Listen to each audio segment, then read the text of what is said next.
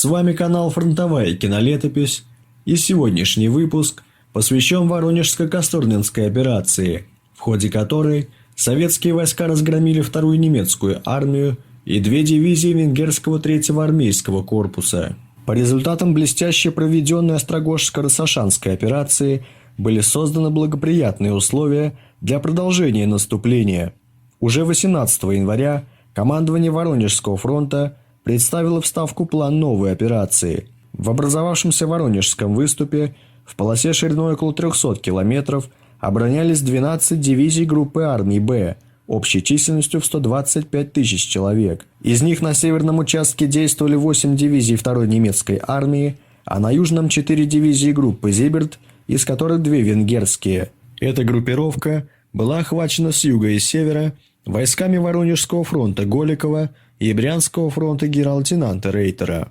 Необходимо отметить, что на этом участке немецкое командование не имело оперативных резервов. К тому же оборонительные рубежи были оборудованы на незначительную глубину. К обороне здесь были приспособлены только населенные пункты, узлы дорог и отдельные высоты. По замыслу Воронежско-Касторнинской операции планировалось сходящимися ударами с севера и юга окружить и уничтожить немецкую группировку в Воронежском выступе, освободить важный в оперативном отношении район Воронеж-Касторная и создать условия для наступления на Курск и Харьков. Главный удар в направлении Касторного наносили 13-я армия Пухова из состава Брянского фронта, а также 40-я армия и 4-й танковый корпус Воронежского фронта. Кроме того, планировались 2 вспомогательных удара силами 38-й армии Чибисова и 60-й армии Черняховского. Всего для участия в операции привлекались силы 4 общевойсковых и 2 воздушных армий общей численностью около 250 тысяч человек. К 24 января перегруппировка советских войск была полностью завершена, и армии Брянского и Воронежского фронтов заняли исходное положение для наступления. Утром 24 января 1943 года поднялась метель. Видимость была крайне ограничена. Начало наступления пришлось перенести. И только в 12:30 началась получасовая артподготовка, но ее результаты были крайне незначительны, так как артиллеристы не видели целей и поэтому не смогли подавить большую часть огневых точек. В час дня главные силы 40-й армии атаковали немецкие позиции. По всему фронту разгорелся ожесточенный огневой бой. Советским войскам к концу дня удалось овладеть районами Бочарова и Старониколаевская и продвинуться вперед на 6 километров. Одновременно с пехотой перешел в наступление 4-й танковый корпус Кравченко. Он сломил сопротивление частей 68-й немецкой пехотной дивизии, за 2 часа с боем продвинулся на 8 километров и овладел районом Лебяжья. Однако дальнейшие попытки двигаться вне дорог с целью обхода населенных пунктов, которые были хорошо приспособлены к круговой обороне, ни к чему не привели. Танки застревали в глубоком снегу, поэтому корпус вместо запланированных 35 продвинулся всего лишь на 16 километров. Утром 25 января Голиков потребовал нарастить темпы наступления. Кравченко, проанализировав данные разведки, выявил слабое место в обороне противника. Обойдя хорошо укрепленный противотанковый опорный пункт в районе Нижнегнилое, 4-й танковый корпус неожиданно для немцев атаковал село Болото, вражеский гарнизон которого был полностью уничтожен, и наши передовые подразделения вышли к Горшечному. 26 января танкисты Кравченко сходу ворвались в Горшечное и овладели им. В то же время стрелковые дивизии, используя успех 4-го танкового корпуса, на всем фронте прорвали оборону и устремились на север и северо-запад, вглубь немецкой обороны, тем самым отрезая пути отхода основным силам 2-й немецкой армии Ганса фон Зальмута.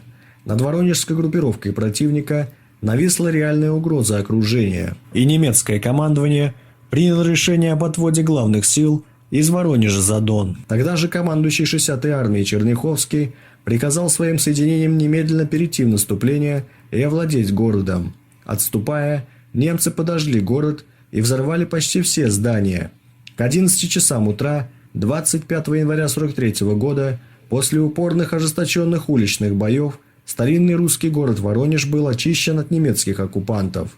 На следующий день соединения 13-й и 38-й армии прорвали оборону противника и к исходу 27 января продвинулись на 20 километров.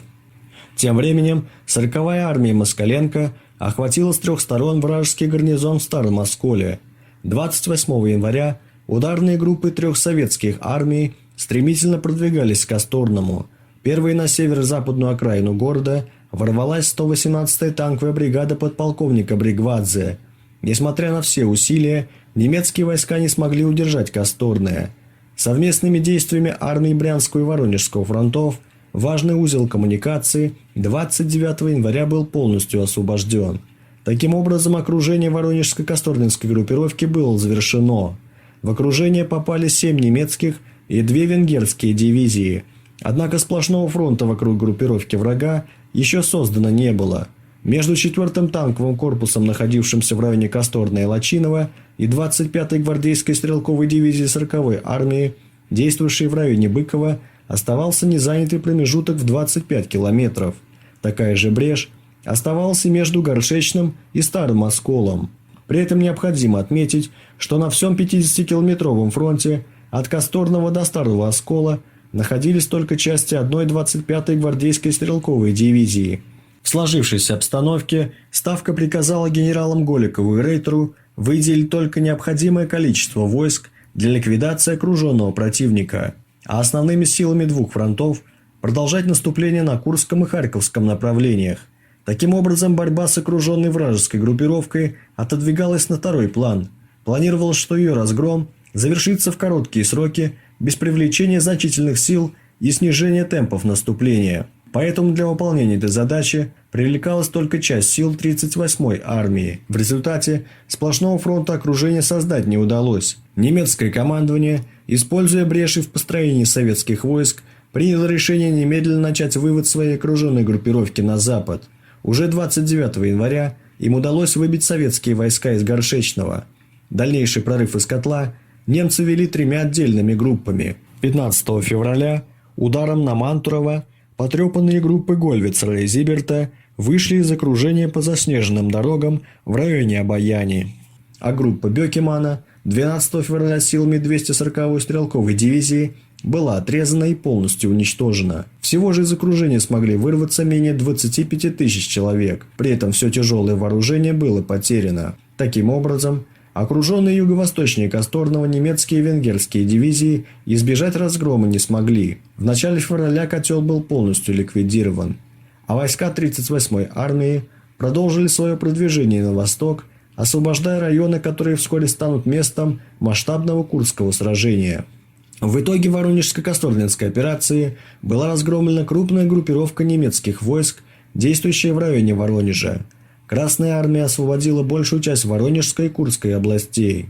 Были разгромлены 2-я немецкая и остатки 2-й венгерской армии. Всего более 11 дивизий. Противник потерял более 83 тысяч солдат и офицеров. О немецких потерях бывший генерал вермахта фон Бутлер справедливо отмечал: 2-я армия оказалась сильно потрепанной. К тому же она потеряла во время прорыва основную массу своей техники. Немецкое командование окончательно лишилось реки Дон как выгодного для обороны рубежа. Но основным результатом операции был факт того, что в построении немецкой группы армии «Б» была пробита широкая брешь, через которую войска Брянского и Воронежского фронтов развернули наступление на Курском и Харьковском направлениях.